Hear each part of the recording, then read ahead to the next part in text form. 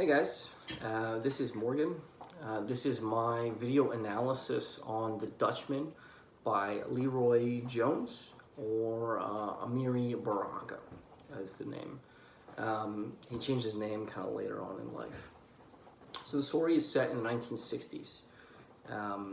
It starts off with Clay, who's a 20-somethings black man in a suit, kind of eyeing this 30-somethings white woman.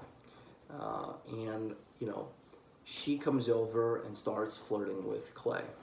Her name is Lula, and, you know, she's really flirty at first, really eccentric, kind of weird. We don't know if she's drunk or not. But she starts throwing these, like, racist jabs at him, like, just, you know, throughout the conversation. One example was, what right do you have of wearing a 3-button suit and striped tie? Your grandfather was a slave. He didn't go to Harvard. You know, so for some context here,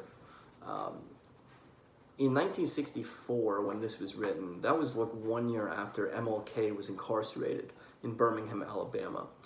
And he was incarcerated there for the protests about segregation. Like, this was basically the running narrative of how people kind of thought, even people who weren't considered racist, right?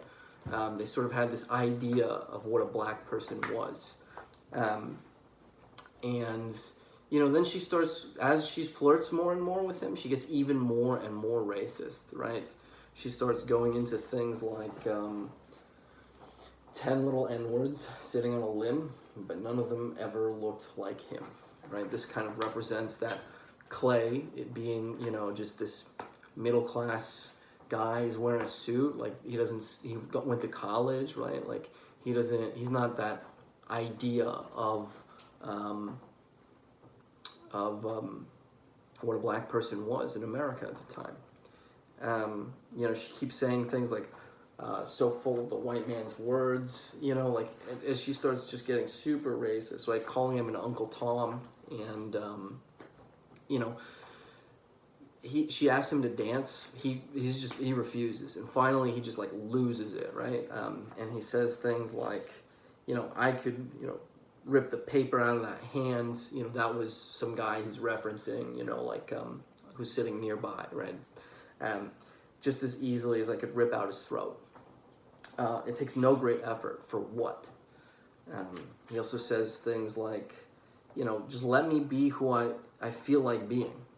Uncle Tom, Thomas, whoever, right? Like, that's, you know, he just wants to live. He just wants to be who he is, right? And she just has this idea of what that is in her head. You know, finally goes off. He keeps going off on her and just says, kiss my black ass, right? And, you know, he's done. He's like, I'm over this conversation. And right as he's calmed down, she stabs him and kills him. And then she motions to the other people, throw his body off the train. And everybody is silent, and they just do it. And then she orders them all to get off the train.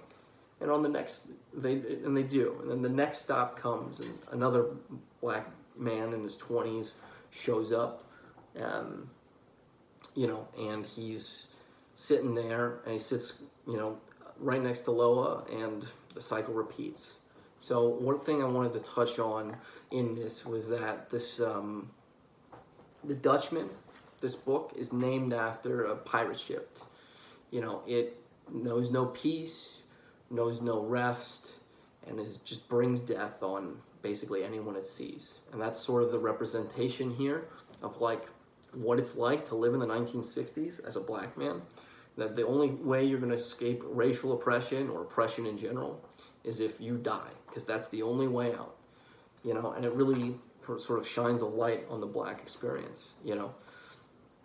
Lola, you know, like, the way Lula treats him is just, it's like unreal, you know. She says things like rub bellies, you know. Rub bellies is like a 1960s term for dancing. But she's just commanding him, like he's not even human. And I think that's pretty enlightening to see. So, thank you.